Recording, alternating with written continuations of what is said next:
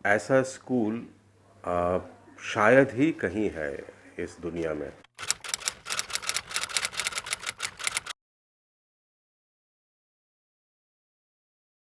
Netherhart has been glorious, it is glorious, and it will always remain glorious because the kind of philosophy it has, the kind of atmosphere it has, it's unmatched, truly unmatched all across the globe.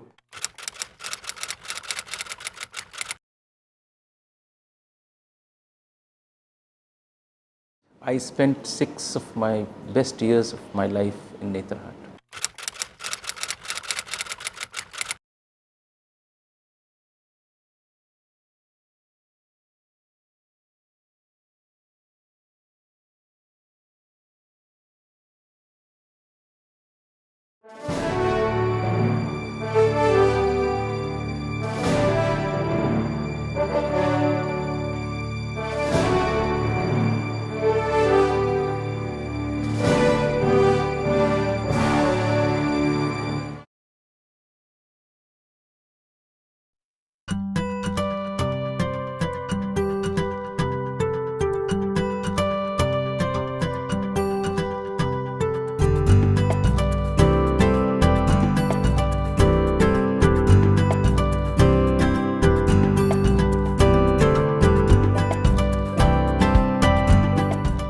इन रास्तों पर चलकर सफलता पाने वाला ना तो ये इकलौता चेहरा है और ना ही सफलता की यह इकलौती कहानी ही है। ऐसी हजारों कहानियों को जन्म दिया है शिक्षा के क्षेत्र में हुए एक अनूठे प्रयोग नेतरहाट आवासीय विद्यालय ने।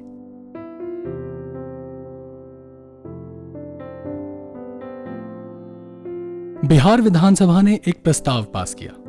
प्रस्तावक थे तत्कालीन एमएलए सरजू प्रसाद सिन्हा और प्रस्ताव था एक पब्लिक स्कूल की स्थापना का। एक ऐसा पब्लिक स्कूल जिसमें शिक्षा की आधुनिकतम सुविधाएं मौजूद हों। एक ऐसा पब्लिक स्कूल जो तत्कालीन बेहतरीन स्कूलों से किसी भी मामले में कम ना हो। एक ऐसा पब्लिक स्कूल जहां सक्षम और आदर्श नागरिक तैयार किए जा सके। साथ ही एक ऐसा पब्लिक स्कूल जिसमें किसी मजदूर के प्रतिभाशाली बेटे को भी नामांकन मिल सके। मतलब ये कि प्रवेश का आधार प्रतिभा हो, केवल प्रतिभा।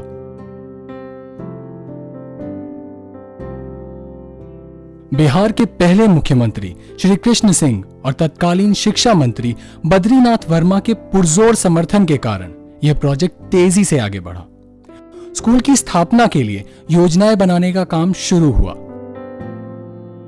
सबसे पहले आई काज़मी योजना, लेकिन अली अकबर काज़मी की स्कीम काफी खर्चीली थी। फिर यह जिम्मेदारी मिस्टर एफ.जी. पियर्स को सौंपी गई। ऋषि वैली स्कूल के प्रिंसिपल, सिंधिया स्कूल ग्वालियर के पूर्व प्रधानाचार्य एवं इंडियन पब्लिक स्कूल कॉन्फ्रेंस के संस्थापक सदस्य पियर्स एक विख्यात शिक्षाविद थे। बिहार के तत्कालीन मुख्य सचिव श्री ललन प्रसाद सिंह एवं शिक्षा सचिव श्री जगदीश चंद्र माथुर के सक्रिय सहयोग से मिस्टर पियर्स ने इस पब्लिक स्कूल की परियोजना को अंतिम रूप दिया। रांची से 156 किलोमीटर दूर क्वीन ऑफ छोटा नागपुर के नाम से प्रसिद्ध नेतरहाट में नेतरहाट आवासीय विद्यालय की स्थापना के साथ ही शिक्षा के क्षेत्र में एक अनोखा प्रयोग शुरू हुआ।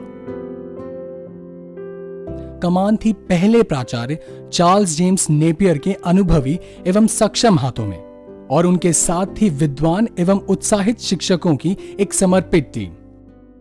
उद्देश्य स्पष्ट थे कि जो बच्चे यहाँ पर आते हैं उन्हें ऐसी शिक्षा दी जाए कि वे जिस भी क्षेत्र में जाएं, केवल प्रशासनिक नहीं, उस क्षेत्र में वे अग्रणी रहें और साथ ही ऐसे चरित्रवान हों कि विषम परिस्थितियों में भी वे अपने पैरों पर खड़े होकर के समाज से ज़रूरत पड़े तो चुनौती ले सकें और उसको चुनौती दे सकें। इस प्रयोग ने स्कूली शिक्षा में कई कीर्तिमान स्थापित किए। महात्मा गांधी की बेसिक शिक्षा की संकल्पना, प्राचीन भारत की शैक्षणिक परंपराएं और आधुनिक शिक्षा प्रणाली, इन तीनों का अद्भुत मिश्रण तैयार हुआ। एक स्कूल के रूप में नेतरहाट कई मायनों में अनूठा है। यह स्कूल प्राचीन भारतीय गुरुकुल परंपरा पर आधारित है। छात्रावासों को आश्रम कहा जाता है।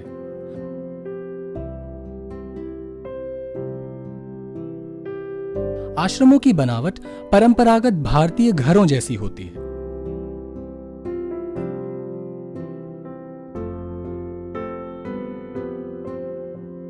हर आश्रम का मुखिया एक शिक्षक होता है जो आश्रमाध्यक्ष कहलाता है। वह अपने परिवार सहित उसी आश्रम के एक हिस्से में निवास करता है। एक आश्रम में 15 से 20 छात्रों का समूह अपने आश्रमाध्यक्ष के साथ पारिवारिक वातावरण में रहता है।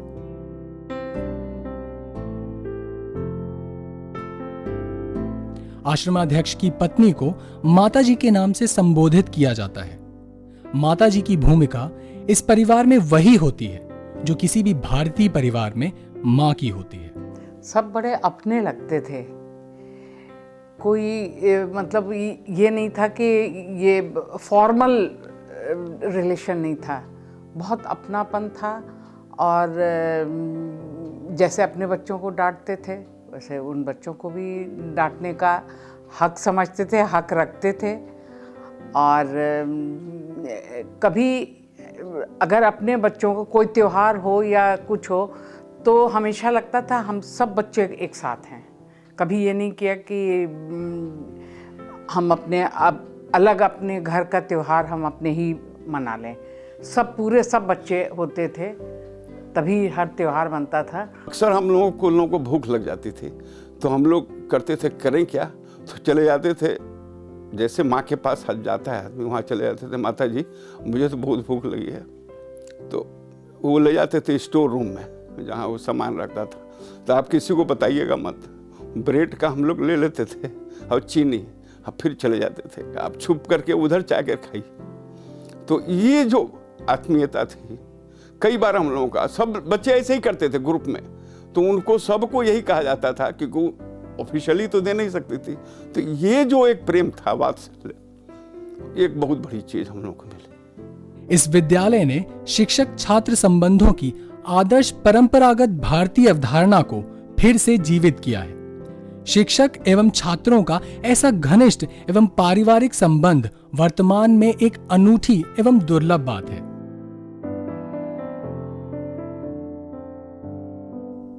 पूरे स्कूल में ऐसे 21 आश्रम हैं जो 7 सेटों में बटे हैं। हर एक सेट का अपना रसोई घर है। ये सारी संरचनाएं कुछ खास उद्देश्यों को ध्यान में रखकर ही बनाई गई हैं।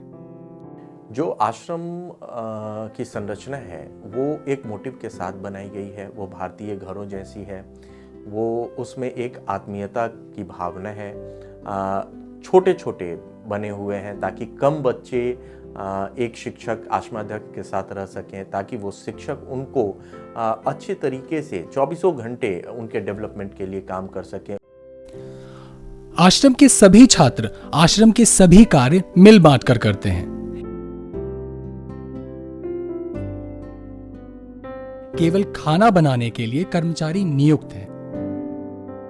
काम के बंटवारे का एक निश्चित तरीका है। ये चक्र प्रतिदिन घूमता है और प्रत्येक छात्र को अगले दिन नया काम मिलता है। आश्रम का जीवन सादगी और श्रम से युक्त है, जो गौरवशाली प्राचीन भारतीय परंपरा पर आधारित है। ये परंपरा जाति, धर्म और आर्थिक भेदभाव को समाप्त करती है।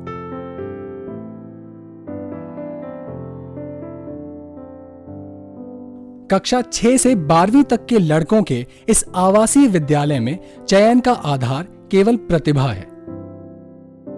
सर्वोत्तम प्रतिभाओं का चयन एवं उनका सर्वांगीण विकास ही संस्थान का उद्देश्य है।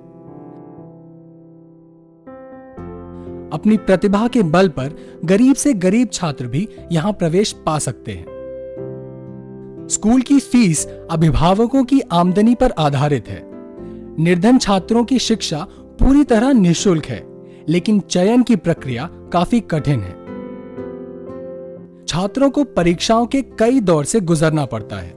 समूचे राज्य से केवल 100 छात्रों का चुनाव किया जाता है। इस स्कूल में जाने के पहले कंपटीशन होता था और अच्छा खासा टफ कंपटीशन होता था। नेतरहाट में किसी बच्चे का अगर सिलेक्शन होता था तो वो एक मतलब पूरे इलाके में ये खबर होती थी, उसको एक खास निगाह से देखा जाता था। नेतरहाट विद्यालय के संस्थापकों और योजनाकारों का उद्देश्य इसे प्रतिभाओं के सर्वांगीण विकास के अद्वितीय केंद्र के रूप में विकसित करना था। प्रतिभाशाली छात्रों के साथ ही इसके लिए जरूरी है असाधारण शिक्षकों की समर्पित टीम। पूरे देश से सर्वश्रेष्ठ प्रतिभाओं को आकर्षित करने की कोशिश की जाती है। शिक्षकों का वेतनमान विश्वविद्यालयों के शिक्षकों से भी ऊंचा है। नतीजतन कई शिक्षक विख्यात विश्वविद्यालयों की नौकरियां ठुकराकर यहां पहुंचते रहे हैं। लेकिन यह कहना गलत होगा कि यहां के शिक्षक केवल ऊंचे वेतनमान से आकर्षित होकर ही यहां आते हैं। घर और समाज से दूर निर्जन वन में जीवन यापन आसान नहीं होता। जिम्मेदारी भी 24 घंटों की है। इन सभी शिक्षकों में इस अनूठे प्रयोग का हिस्सा बनने की एक ललक है जो उन्हें समाज से पूरी तरह कटे इस स्थान पर भी खींच लाती है। छोटा नागपुर पठार की सबसे खूबसूरत जगह नेतरहाट में स्थित यह स्कूल प्रकृति के चरम सौंदर्य को समेटे हुए है।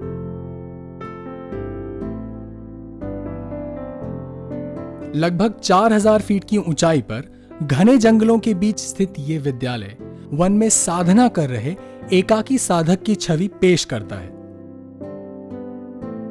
कृत्रिमता और बनावटीपन के भंवर जाल में फंसी मानव सभ्यता की नई पीढ़ियों की प्रकृति से ऐसी घनिष्ठ निकटता भविष्य के लिए शुभ संकेत है। प्रकृति और छात्रों के बीच का यह संबंध ज्ञान के नए दरवाजे भी खोलता है।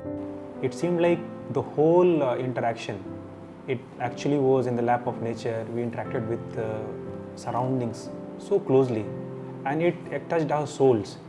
विद्यालय में शिक्षा के आधुनिकतम संसाधनों की पूरी व्यवस्था है। किसी भी कक्षा में छात्रों की अधिकतम संख्या 25 है। पाठ्यक्रम में वुडवर्क, मेटल वर्क और कृषि का समावेश छात्रों को आत्मनिर्भरता का सबक देता है। छात्र लकड़ी, लोहे और टिन के उपयोग में आने वाले कई छोटे छोटे सामान खुद बनाते हैं। सर्वांगीण विकास का लक्ष्य पाने के लिए संगीत, खेल, नाटक, काव्य पाठ सहित अन्य गतिविधियों पर पूरा ध्यान दिया जाता है। फुटबॉल, हॉकी, वॉलीबॉल, बास्केटबॉल एवं एथलेटिक्स यहां की नियमित दिनचर्या का हिस्सा है। शिक्षा की भाषा को लेकर भी विद्यालय ने कई भ्रम तोड़े हैं। यहां शिक्षा का माध्यम हिंदी है, लेकिन एक भाषा के रूप में अंग्रेजी की पढ़ाई पर भी पूरा जोर है। अपनी मातृभाषा के प्रति प्रेम स्कूल की परंपरा का अभिन्न हिस्सा है। वर्ष 1970 में देश के तत्कालीन शिक्षा मंत्री VKRV राव के ये शब्द स्कूल की इस महत्वपूर्ण उपलब्धि की पुष्टि करते हैं।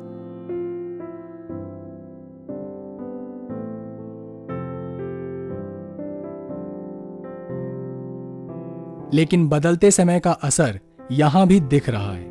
First of all, from the side of students, I would like to thank our senior and his family who came. अंग्रेजी माध्यम की बहस और पहल शुरू हो चुकी है। बिना अंग्रेजी मीडियम किए विद्यालय विकास नहीं कर सकता है, अपनी पुरानी गरिमा को स्थापित नहीं कर सकता है। आज के युग में इंग्लिश की बहुत आवश्यकता है फ्यूचर में। अगर आज की दुनिया में देखें तो अधिकतर इंग्लिश ही आवश्यक है। जहाँ तक मीडियम है हिंदी और इंग्लिश, इसमें थोड़ी बहस है अभी, क्योंकि लोगों का ये कठिनाई बाद में लोगों को होती है कि हिंदी से जब इंग्लिश में स्विच करना पड़ता है हायर एजुकेशन में। आज इंडिया में हायर एजुकेशन इंग्लिश में है, तो स्विच जब करना पड़ता है तो लोगों को कठिनाई होती है। अब बारी आती है इस प्रयोग के मूल्यांकन की। शैक्षणिक उपलब्धियों के क्षेत्र में इस स्कूल ने कई कीर्तिमान स्थापित किए।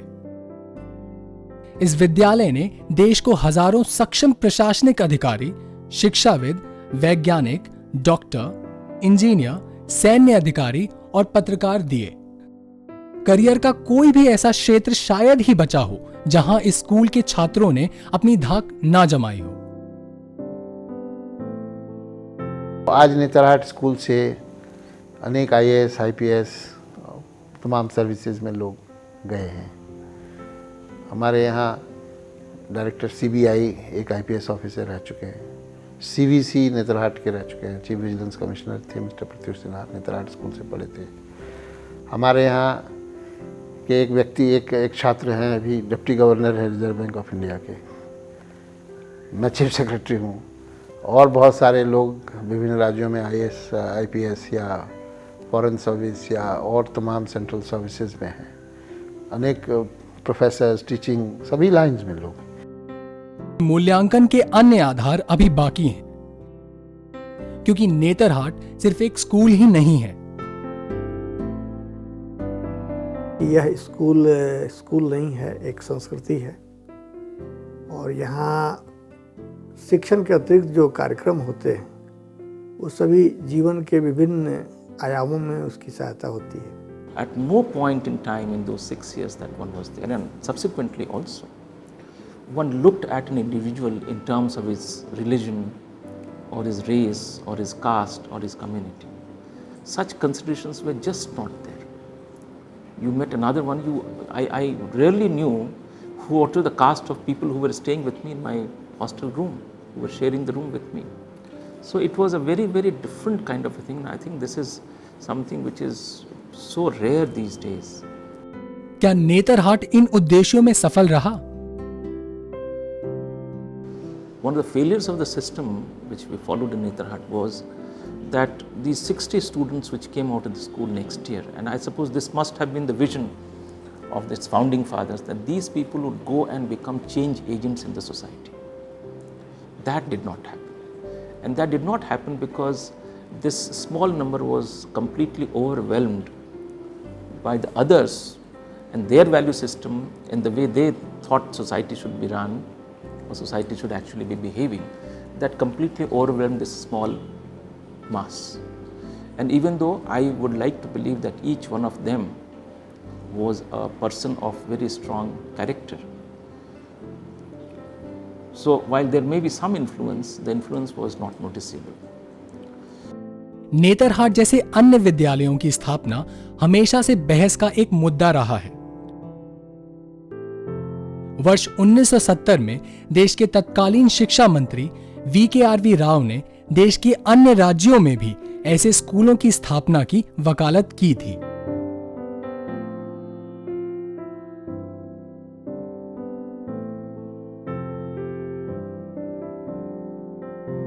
नेतरहाट जैसे अन्य विद्यालयों की स्थापना को लेकर कई विचार हैं।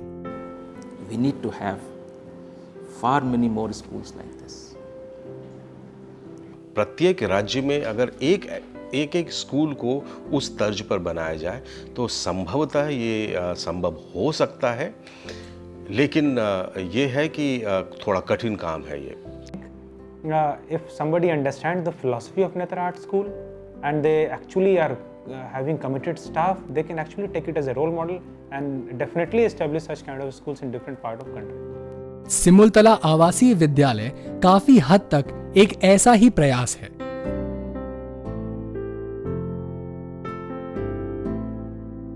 सन 2000 में बिहार विभाजित हुआ, नेतरहाट झारखंड में चला गया।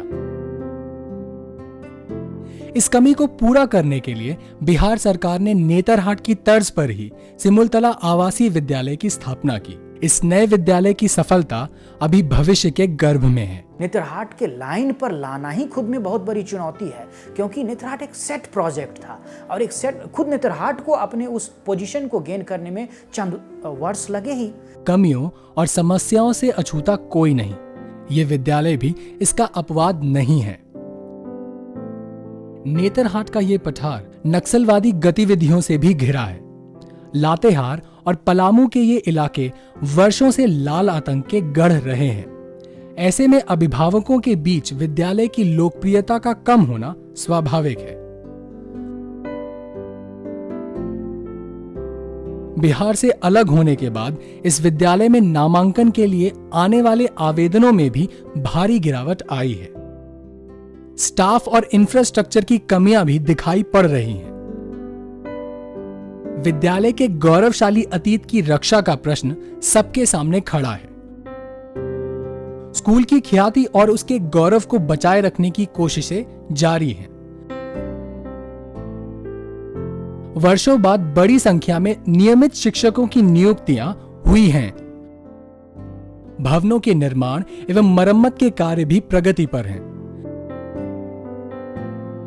झारखंड सरकार इस संस्थान को इसके गौरवशाली रूप में बचाए रखने के लिए प्रयास कर रही है। स्कूल को हम आज के जो माहौल में कैसे अट्रैक्टिव बनाएं, इसको कैसे ओल्ड ग्लोरी तक ले जाएं, तो हमने कुछ स्टेप्स लिए हैं। जैसे झारखंड में अब हम लोगों ने कुछ स्टेप्स लिए हैं। एक तो पहला स्टेप ये लिया है कि स्कूल को हम लोगों ने सरकारी कंट्रोल से कुछ हद तक मुक्त कर दिया है। एक ऑटोनोमस सोसाइटी बना दिया है, सेल्फ गवर्निंग सोसाइटी। और सेल्फ गवर्निंग सोसाइटी में जो एग्जीक्यूटिव कमेटी है, उसके चेयरमैन में एक्स नेतरहाट का ही कोई स्टूडेंट हो सकता है। एक तो बेसिक चेंज यहाँ किया है। दूसरा, कोई फाइनेंसेस की कमी नहीं है। समय तेजी से बदल रहा है और इसके साथ ही बदल रही हैं मानव जीवन से जुड़ी तमाम चीजें। ऐसे में प्राचीन भारतीय परंपराओं और जीवन मूल्यों पर आधारित नेतरहाट विद्यालय कहां तक प्रासंगिक है? I think it is relevant. It doesn't necessarily mean that you stick to doing what you were doing in 50s and 60s. The way to teach self-dependence or the way to teach respect for everybody else, those strategies may differ. Those details may actually get evolved over a period of time. So today technology is a very, very strong tool in your hand. So it doesn't mean that you don't make use of the technology. The means must evolve, but the objective must by and large remain the same, and that is, if we believe in certain values in the society which are universally acceptable, then I think these boys and girls, and it should be girls as well, who should actually become the change agents in the society. Today that's the big problem. प्राचीन भारतीय परंपराओं और कभी न बदलने वाले आदर्श जीवन मूल्यों के अनुरूप प्रतिभाओं को विकसित करने में लगा यह केंद्र आज के व्यावसायिक दौर में दिल और दिमाग दोनों को सुकून पहुंचाता है। यह हम सबकी धरोहर है जिसे बचाए रखने और विकसित करने की जरूरत है, ताकि उन प्रतिभा कुसुमों को भी खिलने का अवसर मिल सके जो महलों में नहीं, खेतों और जंगलों में मिलते हैं।